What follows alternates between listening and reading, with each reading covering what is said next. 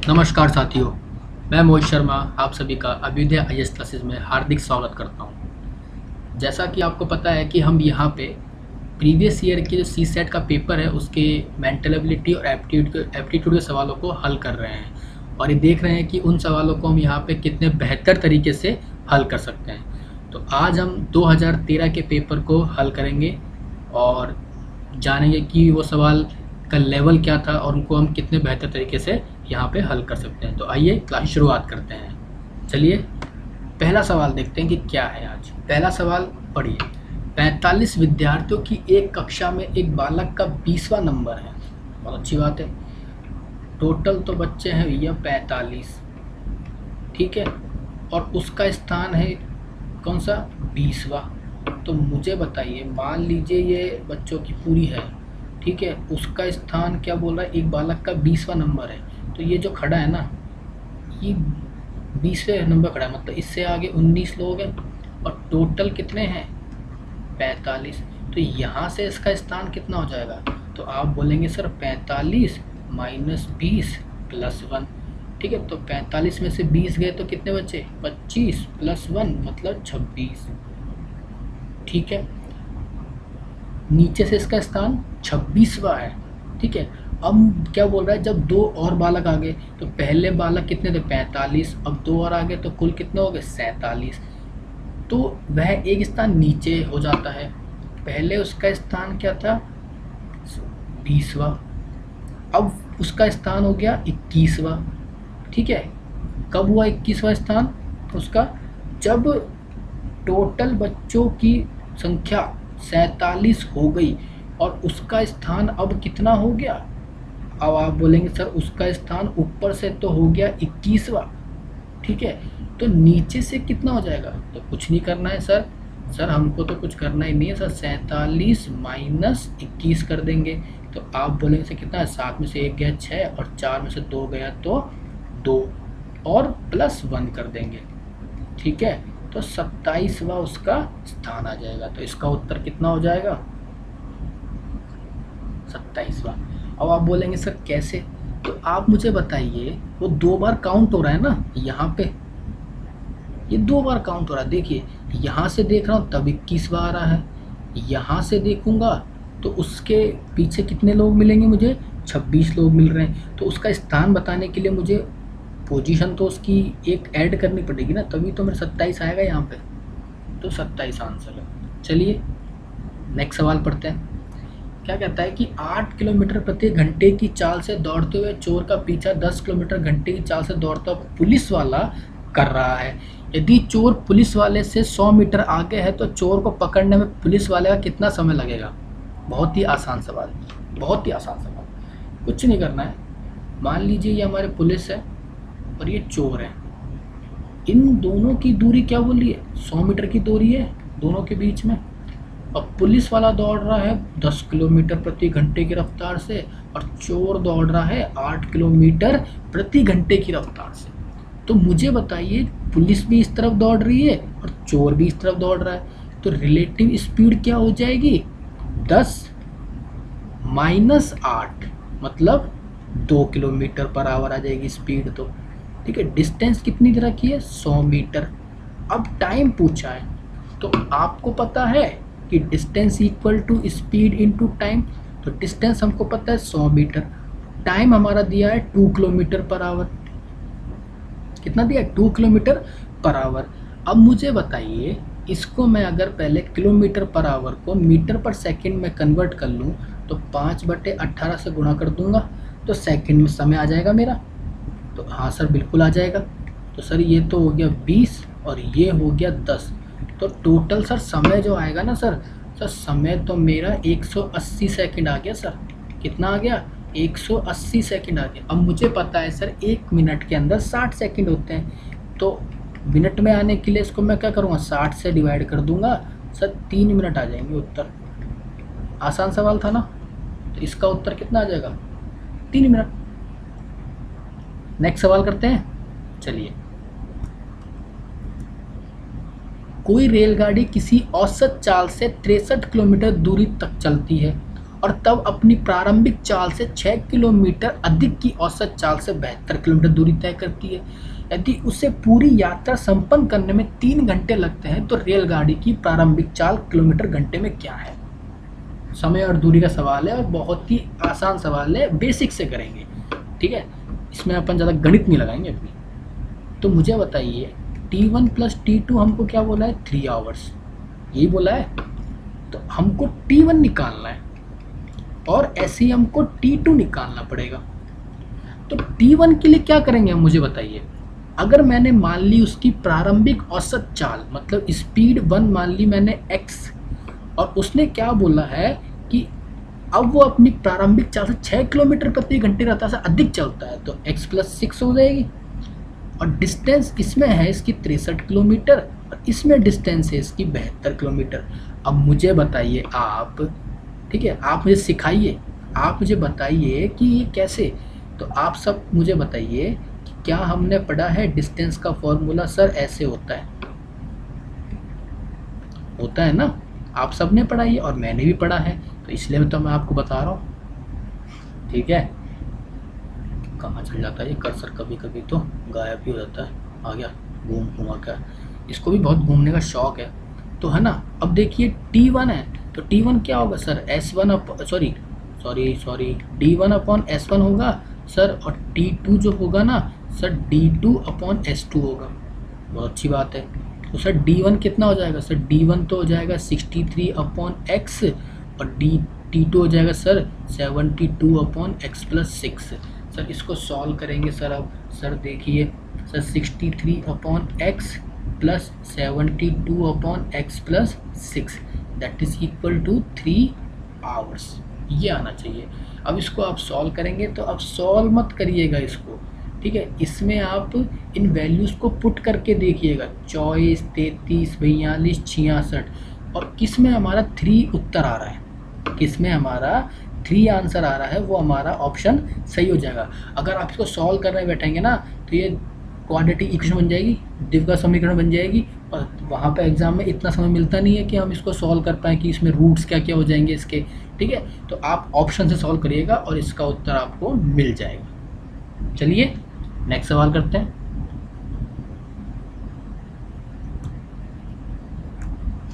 एक गैरिसन में 1000 सैनिकों के लिए 1 महीने का भोजन था। 10 दिन के बाद 1000 अतिरिक्त सैनिक गैरिसन में शामिल हुए। बचे हुए भोजन से सैनिक कितने दिन काम चला सकेंगे? टाइम एंड वर्क का सवाल है वैसे तो, ठीक है, और बहुत आसान है, कुछ भी नहीं है। सिंपल सी लॉजिक सी बात करिए कि 30 दिन के लिए खाना था, 1 महीने में 30 दिन मान लिए हमने तो नॉर्मल, ठीक है। तो 1000 सैनिक 10 दिन खा चुके हैं, तो बचे खाने को 20 दिन खाएंगे, तो ये टोटल खाना हो जाएगा मेरा जो चलेगा, ठीक है। अब मुझे बताइए एक्स्ट्रा अतिरिक्त जो आए वो कितने आए हैं? तो सर बोलेंगे 1000 आए हैं। पहले कितने सर? 1000 ही थे, तो अब कितने हो जाएंगे सर? टोटल 2000 सैनिक हो गए।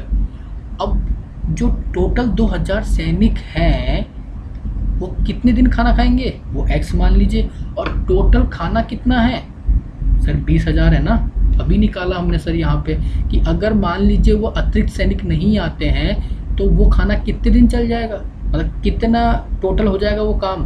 तो अगर काम होता तो बोलते ना, तो सर 1000 सैनिक 20 दिन तक खाना खाएंगे तो कितना हो जाता है सर? 20,000 हो जाएगा। तो 20,000 खाना हमारे पास है, यूनिट मान लीजिए, अब इसको यूनिट बोल रहा हूँ मैं, ये एक यूनिट के समान है, ठीक है।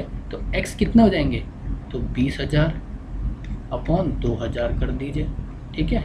तो आप बोलेंगे सर 10 डेज, कितने दिन सर? 10 दिन खाना खा पाएंगे बस। कितने दिन खाना खा पाएंगे? 10 दिन खाना पाएंगे, और 10 दिन इसका उत्तर हो गया। चलें नेक्स्ट सवाल पे आइए। अरुण की मोटरसाइकिल में टंकी भर पेट्रोल 10 दिन चलता है। यदि वह प्रतिदिन 25% अधिक उपयोग शुरू कर देता है तो टंकी भर पेट्रोल कितने दिन चलेगी? अब ये भी सवाल किसका है? ये टाइम एंड डिस्टेंस का सवाल है वैसे तो, समय और दूरी का। तो इसको हम बहुत ही बेहतरीन और आसान तरीके से करेंगे आज, ठीक है।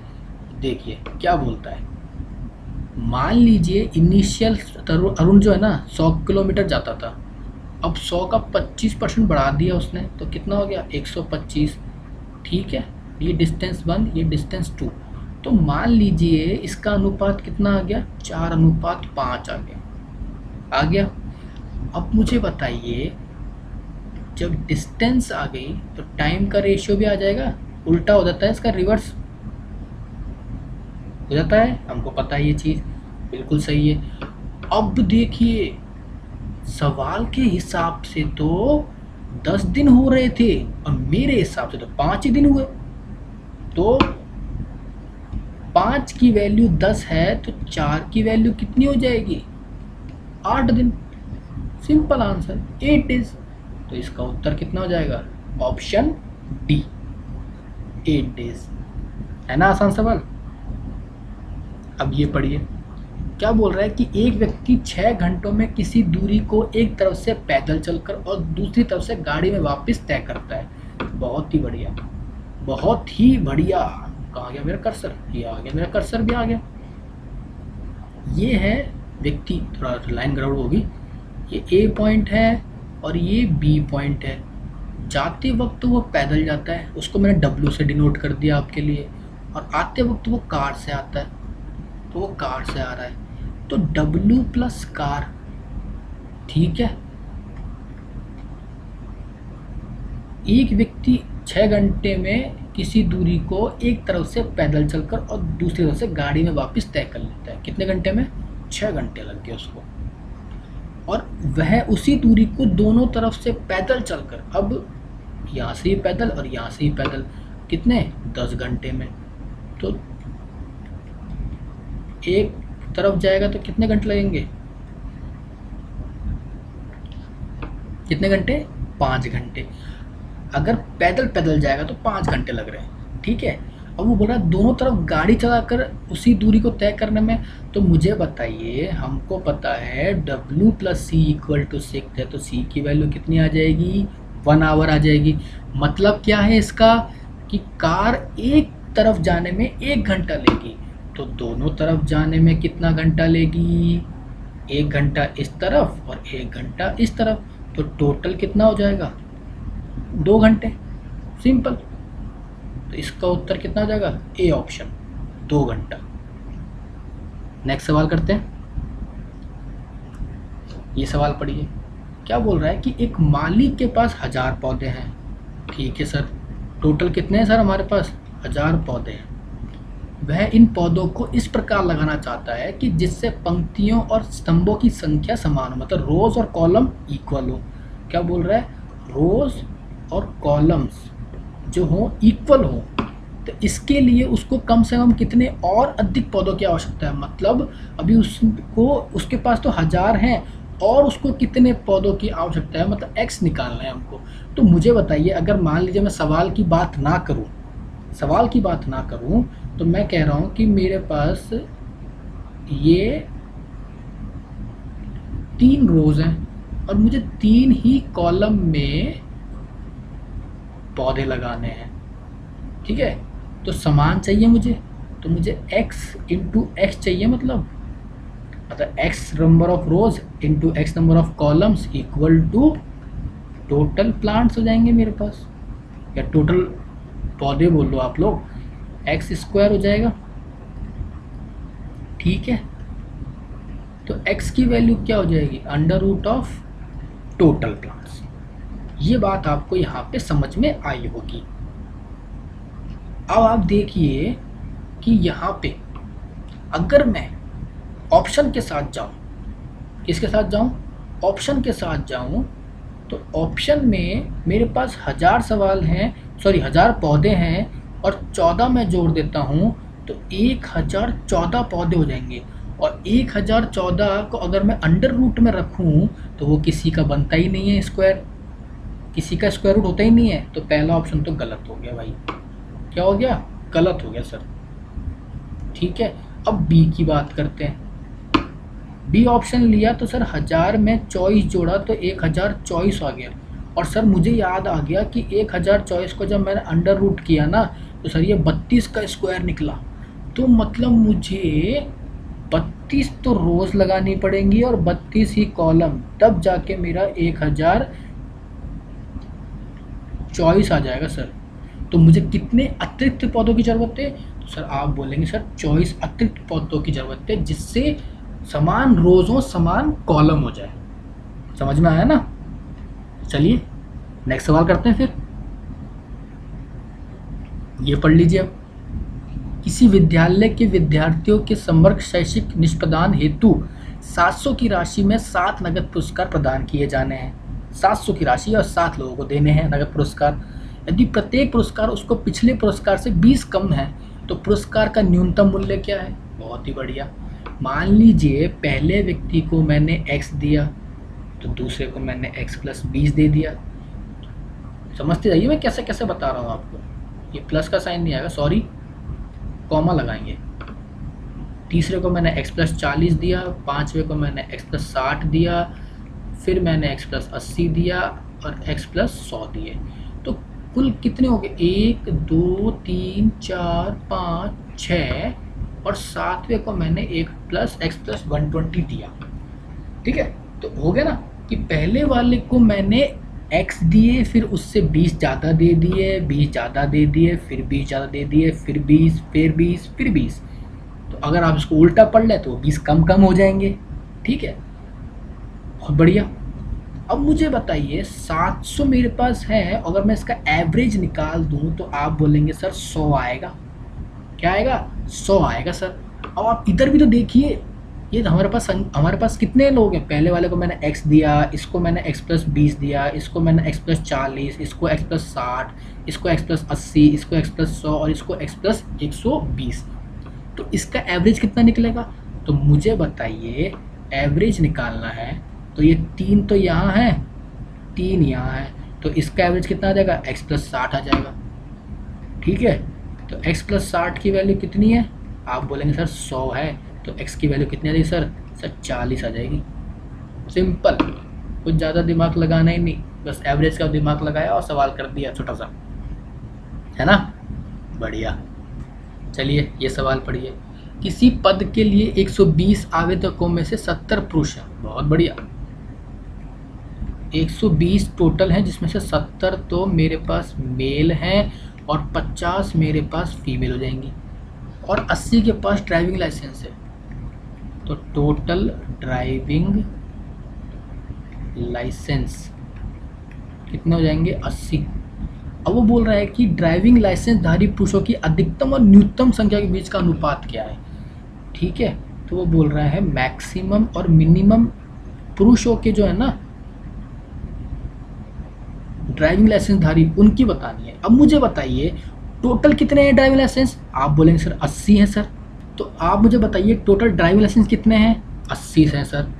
अब बताइए अगर मैं आपसे बोलूं कि अधिक सबसे कम कम मिल सकते हैं पुरुषों को, तो आप बोलेंगे सर अगर पूरी महिलाओं को मैं 50 को ड्राइविंग लाइसेंस दे दूं और पुरुषों को बाकी बचे दे दूं, तो आप बोलेंगे सर मिनिमम तो मिलेंगे 30। अब आप बोलेंगे, अब मैं बोलूँ आपसे कि मैक्सिमम कब मिलेंगे, तो मैक्सिमम कब मिलेंगे सर जब मैंने पूरे ही पुरुषों को दे दिया और महिलाओं को मैंने 10 को ही दिया। ठीक है, तो मैक्सिमम कितने हो जाएंगे सर? 70। तो अनुपात निकाल लीजिए, 30:70 मतलब 3:7। बेसिक पूछा क्या? मैक्सिमम और मिनिमम का 7:3 हो जाएगा। ठीक है, तो सी ऑप्शन है इसका उत्तर। 143 सवाल पढ़िए। क्या बोल रहा है कि एक दुर्लभ सिक्कों के ढेर में प्रति 3 अस्वर्ण सिक्कों पर 1 स्वर्ण सिक्का है। बहुत बढ़िया। तो क्या मिला इससे पढ़ने पे हमको कि जब गोल्ड आता है और नॉन गोल्ड का रेशियो दे रखा है हमको कॉइन्स का, तब एक सिक्का मिलता है तो ये 3 हो जाते हैं। ढेर में 10 स्वर्ण सिक्के और डाल दिए जाते हैं तो स्वर्ण तथा अस्वर्ण सिक्कों का अनुपात 1/2 हो जाता है। इस सूचना के आधार पर ढेर में कुल सिक्कों की संख्या अब क्या हो जाएगी? ठीक है, तो बहुत बढ़िया, ज़्यादा कुछ बोला भी नहीं है सवाल में, सिंपल सा दिया है कि गोल्ड और नॉन गोल्ड का रेशियो दिया है 1:3। बोला है कि अगर 10 स्वर्ण सिक्के डाल दिए तो अनुपात कितना हो गया है, 1:2 हो गया है। तो आप मुझे बताइए कि सिक्के तो हमने गोल्ड डाले, नॉन गोल्ड तो डाले नहीं, तो इसका अनुपात जो है वो सेम होना चाहिए था। तो अनुपात सेम बनाने के लिए मैंने ऊपर 2 से गुणा कर दिया और नीचे मैंने 3 से गुणा कर दिया। तो 2:6 और नीचे कितना आ जाएगा, नीचे आ जाएगा 3:6। तो आप देखेंगे कि नॉन गोल्ड अब समान हो चुके हैं, क्योंकि उसमें हमने कुछ डाले ही नहीं तो समान तो रहेगा ही रहेगा। तो इसलिए अब आप बोलेंगे कि रेशो के हिसाब से एक की वैल्यू 10 है, क्योंकि 10 सिक्के डाले और यहाँ पे कितना चेंज हो रहा है, यहाँ पे चेंज हो रहा है 1 का। तो और डाले कितना हमने, 10 डाले, यहाँ लिखा हुआ है। तो 1 के हिसाब से 10, 1 की वैल्यू 10 है, तो वो बोल रहा है कि ढेर में कुल सिक्कों की संख्या अब क्या हो जाएगी। तो अब कितने संख्या हो गए हमारे पास टोटल, आप देखेंगे कितने हो जाएंगे, अब 9 हो जाएंगी ना, 6 + 3 9 हो जाएंगी। तो जब हमारे पास 1 की वैल्यू 10 है तो 9 की वैल्यू कितनी हो जाएगी, 90। सिंपल सा सवाल, ज़्यादा इसमें सोचना ही नहीं था हमारे को। और अगर आपको मतलब आपको लग रहा है कि नहीं कैसे और कैसे करें, तो बेसिक से बता देता हूँ, बेसिक से ही बता देता हूँ मैं आपको। देखो बेसिक से कैसे करेंगे आप इसको। मान लीजिए गोल्ड मेरे पास x है, तो नॉन गोल्ड कितने हो जाएंगे, 3x हो जाएंगे। अब वो क्या बोल रहा है कि x + 10 सिक्के और 3x उनका अनुपात, मतलब मेरे पास पहले सिक्के कितने थे, गोल्ड x थे, और नॉन गोल्ड कितने थे, 3x थे। और उसके बाद मैंने जो मेरे सिक्के थे स्वर्ण वाले, उसमें मैंने 10 सिक्के डाल दिए, तो संख्या तो उसका वो क्या हो गया, इक्वेशन x + 10 हो गई। और हमारे अस्वर्ण सिक्के वो वही के वही है 3x, और उनका अनुपात कितना हो गया, 1:2। अब सॉल्व कर लीजिए, 2x + 10 = 3x। तो x का वैल्यू कितना आ गया, 10 आ गया। ठीक है, x का वैल्यू 10 आ गया ना आपका। तो अब हमसे कितना बोला है उसने कि इस सूचना के आधार पर ढेर में कुल सिक्कों की संख्या अब क्या हो जाएगी। तो अब कितने हो जाएंगे, आप सिंपल सा सवाल है, 4x, 2x था, 2x + 20 = 3x। तो x = 20 आया। ठीक है, ये गलत, इसको नहीं देखेंगे, यहाँ से यहाँ चलेंगे। 2x + 20 = 3x, तो x का वैल्यू कितना आया, 20 आया। और 4x + 10 टोटल हो गए हमारे पास, सब हो गए ना। तो 4x, तो 4 × 20 + 10 = 90। तो 90 हमारा उत्तर हो गया जी। देखिए, देखा ना आपने, इसके बाद सवाल है क्या, नहीं। तो आपने देखा कि 2013 में कितने आसान सवाल आए थे। मैक्सिमम सवाल जो थे वो रेशियो, टाइम डिस्टेंस और परसेंटेज, ये 3 ही टॉपिक हैं जो ज़्यादातर 2013 में मैंने देखे अभी तक, और 2014 में भी यही थे। और हम हर सवालों को बेसिक से भी करें ना तो भी आसान है। मैं आपको रेशियो मेथड बताता हूँ तो रेशियो मेथड भी इजी है।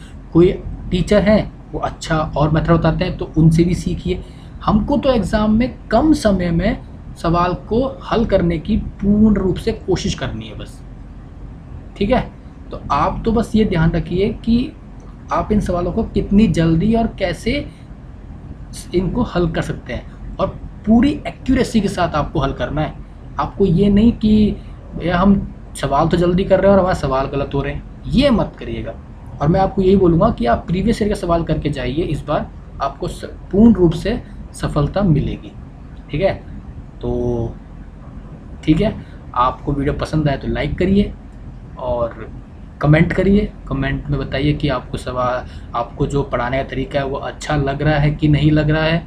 कुछ सुधार चाहते हैं तो आप हमको वो बताइए, ताकि हम हमारे कमियों को दूर करें और आपको बेहतर तरीके से कंटेंट प्रोवाइड कर सकें। जय हिंद, जय भारत। नमस्कार साथियों, मैं मोहित शर्मा आप सभी का अभ्युदय IAS क्लासेस में हार्दिक स्वागत करता हूं। जैसा कि आपको पता है कि हम यहाँ पे सी सेट के प्रीवियस ईयर के पेपर हैं उनके मेंटल एबिलिटी और एप्टीट्यूड के सवालों को हल कर रहे हैं। तो आज हम 2012 और 2011 के जो प्रश्न हैं उनको हल करने ही करेंगे। तो आइए क्लास की शुरुआत करते हैं। पहला सवाल क्या कहता है कि उपर्युक्त चित्र में व्रत P मेहनती लोगों को निरूपित करता है, व्रत Q बुद्धिमान लोगों को निरूपित करता है और व्रत R सच्चे लोगों को निरूपित करता है। व्रत S ईमानदार लोगों को निरूपित करता है। कौन सा क्षेत्र ऐसे व्यक्तियों को निरूपित करता है जो बुद्धिमान, ईमानदार, सच्चे हैं किंतु मेहनती नहीं है? ये बहुत आसान सवाल है, ठीक है। तो इसको हम हल करते हैं।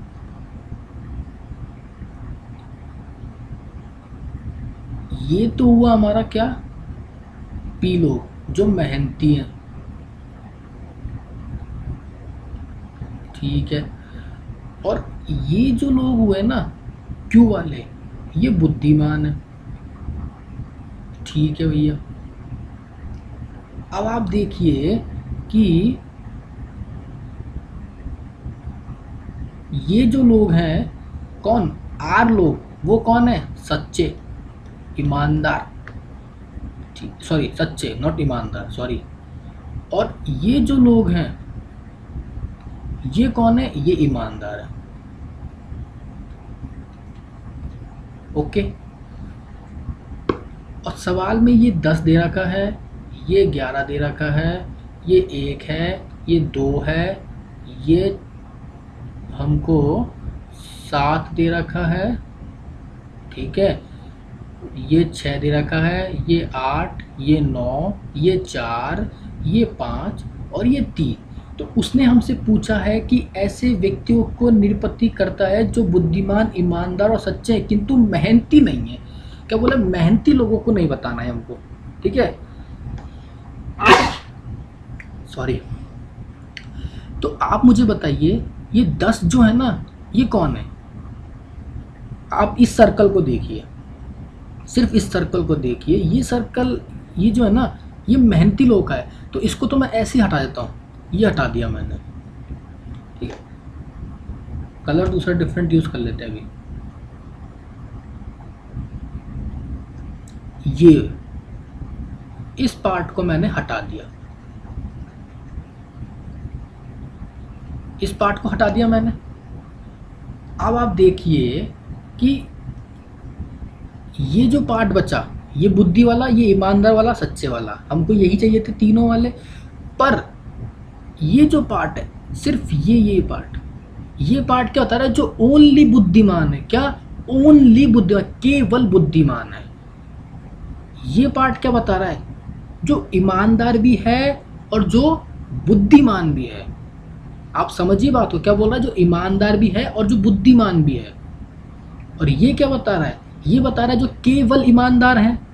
और ये 4 क्या बता रहा है, जो केवल सच्चे हैं। और जो 5 है वो क्या बता रहा है, जो ईमानदार हैं और सच्चे हैं। लेकिन 6 ऐसा नंबर है जो बता रहा है कि सच्चे भी हैं, ईमानदार भी है, बुद्धि भी है, लेकिन मेहनती नहीं है। तो इसका उत्तर कितना हो जाएगा, 6। आई होप आपको समझ में आया होगा, मैंने बहुत आसान भाषा में समझाया इसको आपको, ओके। नेक्स्ट सवाल पढ़िए। नीचे दिखाई गई 6 रंगीन आगे पीछे दोनों वर्गाकृत लाल, नीला, पीला, हरा, सफ़ेद तथा नारंगी आपस में एक दूसरे से जुड़ी हुई हैं। यदि इन आकृतियों को एक घन के रूप में मोड़ा जाए तो सफ़ेद आकृति के विपरीत कौन सी आकृति होगी? अगर आपने क्यूब एंड डाइस पढ़ा है तो आपको ये पता होगा कि जो आर है ना, इसको हम मूव कर सकते हैं। तो मैंने क्या किया, इसको यहाँ बना दिया मेरे इच्छा अनुसार और मेरी फ्लेक्सिबिलिटी के लिए, ताकि मैं इसको आसानी से सवाल को हल कर सकूं। तो आपने देखा कि आर जो है वो किसका अपोजिट आएगा, एक छोड़ के एक बोलते हैं। तो आर का अपोजिट वाई, जी का अपोजिट ओ और बी का अपोजिट डब्ल्यू। बहुत बच्चों को कन्फ्यूज हो जाएगा, मुझे पता है यहाँ पे। तो आर का वाई, जी का ओ और बी का डब्ल्यू। तो आंसर क्या पूछा है कि सफ़ेद आकृति के विपरीत कौन सा होगा? तो इसका उत्तर हो जाएगा आपका बी, ब्लैक, ओके। लेकिन इस चीज़ को मैं आपको थोड़ा सा विजुलाइज कराता हूँ, ठीक है, क्या कराता हूँ, विजुलाइज करवाता हूँ। आप अपने दिमाग को सोचिए, इमेजिन करिए, ठीक है, कि आप देखिए, कर्सर कहाँ चल जाता है, ठीक है, ये रहा, ये y है, क्या है ये y। आप देखिए अब ये g है ना, और ये o है, इसको आप मान लीजिए ये y यहाँ लिखा हुआ है, मेरे इस हाथ पे ऐसे लिखा हुआ है, इस तरफ लिखा हुआ है, तो y ये है, g यहाँ हो गया, o यहाँ हो गया। तो ये ऐसे मोड़े मैंने, इनको ऐसे मोड़ा, इसको भी ऐसे मोड़ा, तो साथ में क्या देखेंगे आप कि b भी तो मुड़ेगा और ये r भी मुड़ेगा। आप देखेंगे कि जब मैंने y को ऐसे रखा और o को ऐसे मोड़ा और g को ऐसे मोड़ा, तो g के साथ साथ r भी तो मुड़ गया, r भी मुड़ गया और b भी मुड़ जाएगा साथ साथ। जब ये ऐसे थे तो ये ऐसे हो जाएंगे, मतलब ऐसे दिखेंगे मुझे अब, ओके, b मुझे ऐसे दिखेगा और r उसके साथ मुझे ऐसे घूम के ऐसे आ जाएगा। तो आप देखेंगे कि w तो आ जाएगा नीचे और r आ जाएगा ऊपर, ये w हो जाएगा, ये r हो जाएगा, यहाँ पे o हो जाएगा, यहाँ पे g हो जाएगा, ओके। कुछ नहीं, सॉरी, ये हमारा w हो जाएगा और ये ब्लैक, इस पार्ट पे ब्लैक हो जाएगा, इस पार्ट पे w हो जाएगा, इस पार्ट पे ऑरेंज, इस पार्ट पे क्या हो जाएगा, ग्रीन, ओके, और इस पार्ट पे येलो और इस पार्ट पे आपका क्या हो जाएगा, रेड हो जाएगा। तो आप विजुलाइज कर पा रहे होंगे इस चीज़ को, ओके। इस चीज़ को मतलब आप, अगर हमको जल्दी समय मिला तो हम इस पे वीडियो ही बनाएंगे क्यूब एंड डैश के ऊपर, तो आप उस समय पूरा इस चैप्टर को ढंग से पढ़िएगा।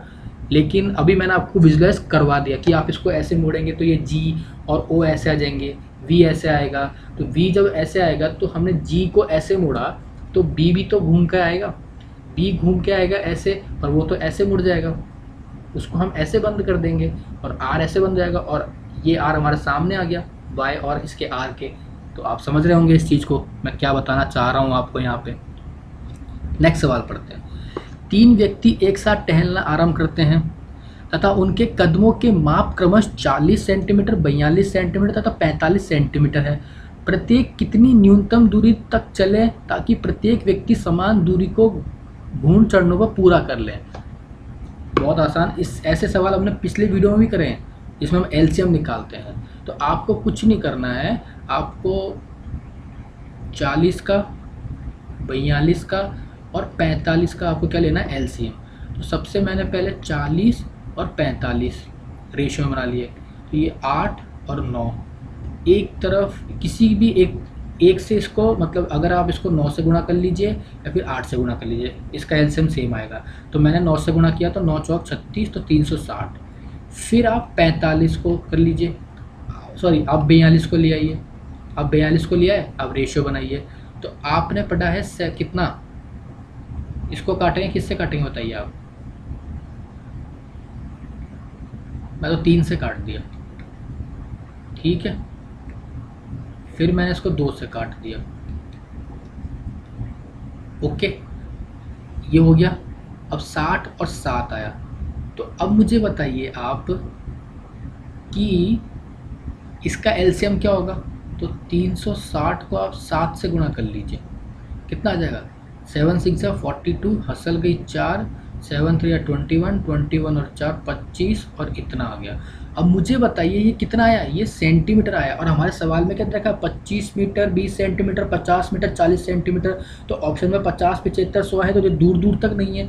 तो हमारे को, अगर मैं आपसे बोलूँ कि 25 इनको हमको मीटर में कन्वर्ट करना है, तो हमको पता है क्या कि 1 मीटर में 100 सेंटीमीटर होते हैं, पता है, 100 से डिवाइड कर दिया मैंने, ठीक है। तो कितना आ जाएगा, 25.2 मीटर आ गया। सवाल में ऐसा दिया नहीं है, सवाल में दिया हुआ है कि 25 मीटर और 20 सेंटीमीटर। बहुत ही आसान सवाल। तो इसका उत्तर कितना हो जाएगा, ए ऑप्शन हो जाएगा हमारा। नेक्स्ट सवाल पढ़ते हैं। नेक्स्ट सवाल है, श्री कुमार अपने कार्य पर 48 किलोमीटर प्रति घंटे की औसत चाल से गाड़ी चलाकर जाते हैं। पहली 60% दूरी तय करने में शेष दूरी का तय करने में लगने वाले समय की अपेक्षा 10 मिनट ज़्यादा लगते हैं, तो उनका कार्यस्थल कितनी दूरी पर? यह है समय और दूरी का सवाल। आप मुझे बताइए इनकी एवरेज स्पीड क्या दे रखी है हमको? 48 किलोमीटर पर आवर, और सवाल में दिया हुआ है कि 60% दूरी तय करने में शेष, क्या बोला है? पहली 60% दूरी तय करने में शेष दूरी का तय करने में लगने वाले समय की अपेक्षा 40 मिनट ज़्यादा लगते हैं। क्या बोल रहा है कि अगर उन्होंने पहले ही जो अपनी दूरी है, अगर उसका 60% उन्होंने मतलब गाड़ी चलाकर उन्होंने उसको तय कर लिया है, तो बाकी जो बच गया ना उसमें कुछ 10 मिनट समय ज़्यादा लगेगा, ऐसा बोल रही है। 60% का क्या है? 3/5 होता है। मुझे बताइए मेरे हिसाब से तो 5 टोटल थी और 3 उसने कवर कर ली। 3 तो उसने कवर कर ली और बची कितनी? 2। मतलब अगर मैं आपसे बोलूं कि ये 3x हो गई और रिमेनिंग कितनी हो गई? 2x। ठीक है, तो ये तो होगी डिस्टेंस 1 और ये डिस्टेंस कितनी होगी? डिस्टेंस 2। अगर मैं आपसे बोलूं कि इसमें टाइम मुझको नहीं पता है, इसमें टाइम मुझको नहीं पता है, लेकिन उसने क्या बोला कि एवरेज स्पीड तो दोनों में सेम ही थी, तो यहाँ भी 48। अब मुझे बोल दिया है सवाल में कि दोनों का डिफरेंस 10 मिनट का दे रखा है, T1 minus T2 equal to 10 minute दिया हुआ है। बहुत अच्छे, तो T1 क्या हो जाएगा?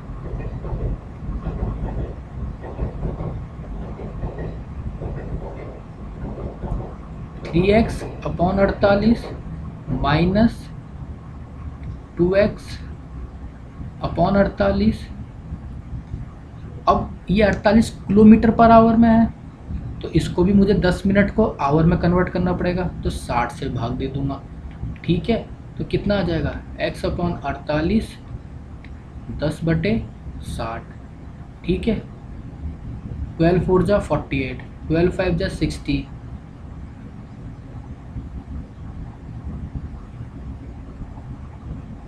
x की वैल्यू कितनी आ गई? 8 आ गई। कितना आ गई? 8 आ गई। और हमसे बोला है कि उसने उनका कार्यस्थल कितनी दूरी पर है, तो हमसे टोटल डिस्टेंस पूछ ली उसने। ठीक है, और टोटल डिस्टेंस कितनी है? 5x है, और x का मान कितना है? 8 है। टोटल डिस्टेंस कितनी हो जाएगी? 40 किलोमीटर। तो इसका उत्तर कितना आ जाएगा? B option. नेक्स्ट सवाल पढ़िए। हाँ, किसी निर्माण कार्य की संविदा में एक निर्धारित तिथि के परे कार्य समापन में देरी के लिए दंड का विनिर्देश किया गया है। कोई भी काम करोगे, अगर आपने लेट कार्य किया तो आपको दंड के रूप में फाइन भरना पड़ेगा, ऐसे इसमें अभी तक बताया गया है, जो इस प्रकार है। पहले दिन के लिए 200 रुपये, दूसरे के लिए 250, तीसरे दिन के लिए 300 इत्यादि। प्रत्येक परिवर्तित दिन के लिए दंड पिछले दिन से 50 अधिक है। यदि कार्य समाप्त होने में 10 दिन अधिक लगते हैं तो ठेकेदार को कितना दंड अदा करना चाहिए? मतलब कहने का सब क्या है कि पहले दिन तो 200, दूसरे दिन 250, फिर तीसरे दिन 300, फिर चौथे दिन 350, फिर पाँचवें दिन 400, ऐसे चलते चलते लास्ट में 10 दिन तक आ जाएगा। ठीक है, चलो कोई बात नहीं।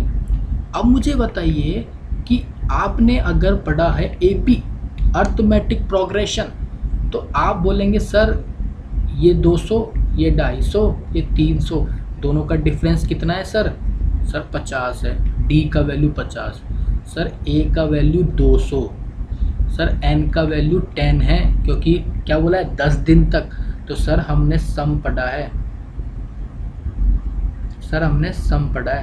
सर होता है n/2 2a plus n-1 into D. Sir n कितना है? 10 divide by 2 into 200 plus 9 into 50, 5 400, 9 6 जा 50, 9 5 जा 45 450 कितना हो गया 850। 850 को 5 से भाग देंगे तो कितना 5 एकम 5 35 5 सत्ते 170। अरे क्या कर दिया भाग क्यों देंगे सॉरी मेरी गलती। 850 को 5 से गुणा कर देंगे 5 25 हसल गई 2 8 5 40 40 और 2 और ये तो टोटल जो उसको फाइन भरना पड़ेगा वो पड़ना पड़ेगा 4250 रुपये। इसका उत्तर बी। नेक्स्ट सवाल पढ़ें। चलिए एक व्यक्ति के पास ₹1 तथा 2 के सिक्के हैं। यदि उसके पास कुल 50 सिक्के हैं और धनराशि 75 है तो उसके पास ₹1 तथा 2 के सिक्के कितने हैं। बहुत आसान सवाल, बहुत ही आसान। मुझे बताइए, मैंने ₹1 वाले सिक्के को मान लिया x, ₹2 वाले सिक्के को मैंने y मान लिया, तो टोटल कितने सिक्के हो गए 50। ये पहली इक्वेशन। अब ₹1 वाले मेरे पास x सिक्के हैं और ₹2 वाले मेरे पास y सिक्के हैं, तो टोटल 75 रुपीज़ बन जाएंगे। बोलेंगे हाँ बिल्कुल। एग्जाम्पल के रूप में किसी को समझ में नहीं आया हो, अगर मेरे पास टोटल 20 रुपये हैं, कितने हैं 20 रुपये हैं, ओके, जिसमें से मेरे पास 5 रुपये के सिक्के हैं। क्या हैं सिक्के हैं, कितने हैं 3 हैं, और 2 रुपीस के सिक्के हैं वो 2 हैं, और ₹1 का सिक्का है मेरे पास फिर एक, वो 1 है। तो टोटल मनी कैसे निकालते हैं हम, अमाउंट 5 के 3 सिक्के हैं, 2 के 2 हैं और 1 का 1 है, तो हो जाएगा 15 रुपये, 4 रुपये, ₹1, तो टोटल 20 रुपये आ जाएंगे। ऐसे ही मैंने यहाँ पे किया है, ठीक है। तो इसको तो आप एग्जाम्पल के रूप में समझिए। अब ये इक्वेशन क्या बन जाएगी, x + 2y = 75। ये हमारी सेकेंड इक्वेशन। आपके पास 2 इक्वेशन है, 2 अननोन है, सॉल्व करके आंसर निकाल लीजिएगा। इसको सॉल्व कराने की ज़रूरत नहीं है मुझे, ओके, आप सॉल्व कर लीजिएगा। आगे चलते हैं। 162 सवाल पढ़िए। यदि एक समान गति से चलने पर एक बस 4 घंटे में 160 किलोमीटर दूरी तय करती है तथा एक रेलगाड़ी 5 घंटे में 320 किलोमीटर तय करती है, तो इनके द्वारा 1 घंटे में तय की गई दूरियां को अनुपात क्या है, दूरियां नहीं, दरियों का दूरियां, ओके। मुझे बताइए, समान गति है तो S1 = S2 बोला है। 1 घंटे की दूरी 4 घंटे में 160 किलोमीटर ट्रेन चल रही है, बस चल रही है, तो 1 घंटे में कितनी चलेगी। आप बोलेंगे सर 40 किलोमीटर चलेगी। ऐसी ट्रेन को देख लीजिए। ट्रेन क्या है, 5 घंटे में 320 चल रही है, तो 1 घंटे में चलेगी 320/5, 5 छक्के 30 और 64, ठीक है। दोनों का डिस्टेंस आ गया, D1 रेशियो D2, 40:64, 8 से जाएगा, 8 पंजे 40, 8 अट्ठे 64, 5:8। तो इसका उत्तर कितना हो जाएगा, बी ऑप्शन। नेक्स्ट सवाल पढ़ते हैं। किसी कक्षा में विद्यार्थियों की संख्या 100 है, 60% विद्यार्थी क्रिकेट खेलते हैं, 30% विद्यार्थी फुटबॉल खेलते हैं तथा 10% विद्यार्थी दोनों खेल खेलते हैं। ऐसे विद्यार्थियों की संख्या क्या है जो ना तो क्रिकेट खेलते हैं ना ही फुटबॉल खेलते हैं। इसको हम वेन डायग्राम से करेंगे, आपको बहुत आसानी से समझ में आ जाएगा सवाल ये, आप घबराइएगा नहीं। ये तो हुए मेरे क्रिकेट खेलने वाले, ये हुए मेरे फुटबॉल खेलने वाले, और टोटल मेरे पास कितने हैं 100, कितने 100। अब मुझे बताइए, उसने बोला कि टोटल क्रिकेट खेलने वाले कितने हैं सर, 60 हैं आपके पास, और टोटल फुटबॉल खेलने वाले 30 हैं, और जो दोनों खेल खेलते हैं वो आपके पास 10 हैं, क्योंकि ये कॉमन है। तो जो केवल क्रिकेट खेले, मैं क्या बोल रहा हूँ, लाइन सुनना, केवल क्रिकेट खेलें तो आप बोलेंगे सर 50, और जो केवल फुटबॉल खेलें तो वो 20। तो आप मुझे बताइए, जो केवल क्रिकेट खेलेंगे तो वो कितने हो जाएंगे? 50। केवल फुटबॉल खेलने वाले 30, और दोनों गेम खेलने वाले कितने हैं? आप बोलेंगे सर 10। तो टोटल कितने हो गए? 80। और जो गेम खेल रहे हैं, अब टोटल विद्यार्थी कितने हैं मेरे पास क्लास में? 100। तो मतलब रिमेनिंग कितने हो गए? बचे कितने? 100 माइनस 80 इक्वल टू 20। तो 20 ऐसे विद्यार्थी जो ना तो क्रिकेट खेलते हैं ना ही फुटबॉल खेलते हैं। इसका उत्तर बी। ये सवाल पढ़िए। एक गांव की जनसंख्या 4000 है, जिसके लिए प्रति व्यक्ति प्रतिदिन 150 लीटर जल की आवश्यकता है। बहुत अच्छे। तो इस सवाल को करते हैं। टोटल पॉपुलेशन, जनसंख्या कितनी है? 4000। और एक व्यक्ति की खपत कितनी है? कंजम्पशन ऑफ 1 पर्सन कितनी है? 150 लीटर। तो कंजम्पशन ऑफ 4000 लोगों को कितना हो जाएगा? आप बोलेंगे सर 4000 गुणा 150। तो 15 चौक 60, कितनी जीरो बचेगी? 3 और 4, 1 2 3 4। तो ये हो जाएगा 6 लाख। 6 लाख लीटर एक दिन की खपत है ये, एक दिन की खपत। अब मुझे बताइए, आपको क्या बोला? इसके पास एक पानी की टंकी है जिसकी माप 20 मीटर, 15 मीटर, 6 मीटर है। तो वॉल्यूम निकाल लेंगे आप। ठीक है, वॉल्यूम निकाल लीजिए। 20 metre into 15 metre into 6 metre. तो निकालिए। 15 दूनी 30, 300 और 6, तो क्या हो जाएगा? 1800 मीटर क्यूब। और अब आपको, अगर आपने पता हो, थोड़ा सा आपको याद हो, तो 1 metre cube equal to 1000 litre होता है। अगर आपने पढ़ा हो तो 1800 मीटर क्यूब कितने लीटर के बराबर हो जाएगा? तो आप बोलेंगे सर 1800 इंटू 1000 कर देना। तो आप कर देंगे 18 इंटू 10 की पावर 5 हो जाएगा। इसको मैं यहाँ पे 6 इंटू 10 की पावर 5 लिख सकता हूँ। तो मुझे बताइए, टोटल पानी हमारे पास टंकी में है 18 इंटू 10 की पावर 5, और प्रतिदिन की खपत कितनी है? 6 इंटू 10 की पावर 5। तो हमारे को पता जाएगा कितने दिन पानी चलेगा। ये कट गया, ये कट गया। तो आप बोलेंगे सर 3 दिन चलेगा।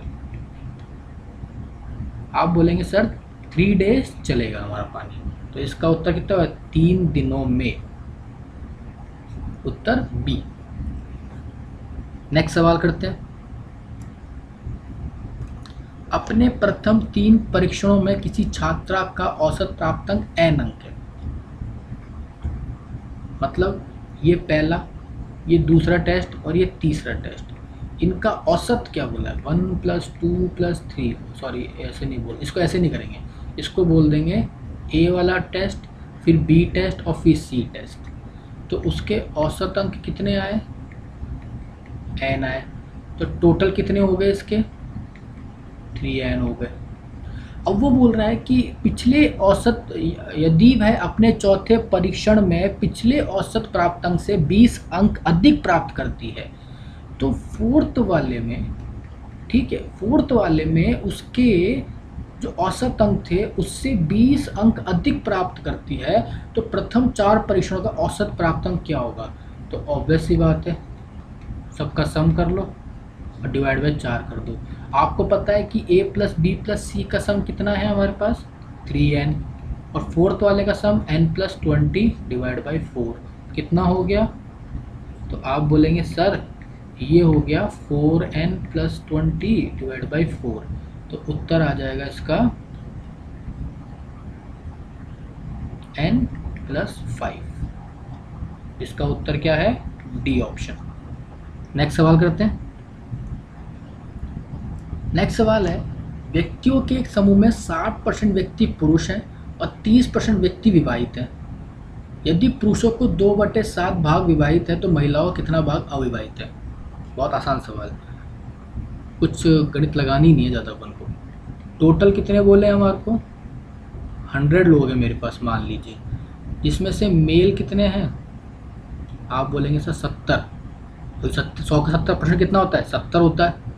और फीमेल कितनी हो जाएंगी सर? सर फीमेल हो जाएंगी 30। बहुत अच्छे। अब क्या बोल रहा है कि 30% व्यक्ति विवाहित हैं, तो 100, तो मैं बोलूँ मैरिड, तो मैरिड कितने हैं? 100 का 30%, सर 30 लोग मैरिड हैं। यदि पुरुषों का 2/7 भाग विवाहित है तो मेल मैरिड कितने हो जाएंगे? या फिर मैरिड मेल बोल लीजिए आप, इसको ऐसे मत बोलिए, इसको लिखिए, थोड़ा सा गलत हो गया था इंग्लिश। मैरिड मेल कितने हैं? 70 का 2/7 भाग, तो आप बोलेंगे सर टोटल 20 लोग मेल मैरिड हैं। तो बाकी फीमेल कितनी मैरिड है? टोटल मैरिड लोग कितने हैं? 30, और 30 में से 20 गए तो सर बचे 10। अब मुझे बताइए तो महिलाओं कितना भाग? तो आप बताइए सर, 10 लोग, 10 लेडीज़ वो है विवाहित हैं, और टोटल कितनी मेरे पास? सर 30। तो कितना भाग हो गया सर? सर 1/3 भाग ऐसे हैं जो विवाहित हैं लेडीज़ में। तो इनका उत्तर क्या आ गया? B option.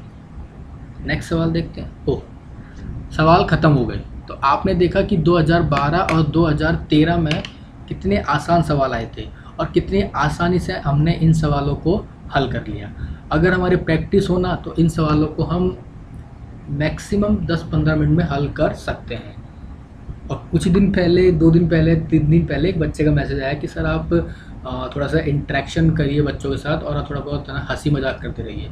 देखिए मेरा ये मानना है कि मैं पढ़ाने आता हूँ और मैं आपको पढ़ाऊँगा, ठीक है। जोक मारना होगा ना तो मैं कॉमेडियन बन जाता है यार, तो प्लीज़ ऐसा मत बोलिए करिए, ठीक है। इंटरेक्शन होगा, बिल्कुल होगा, लेकिन अभी आपके एग्ज़ाम है तो आपके एग्ज़ाम को लेकर ही बात करेंगे, ठीक है। ज़्यादा दूर की बातें नहीं करेंगे, मतलब नहीं है उसका, ठीक है।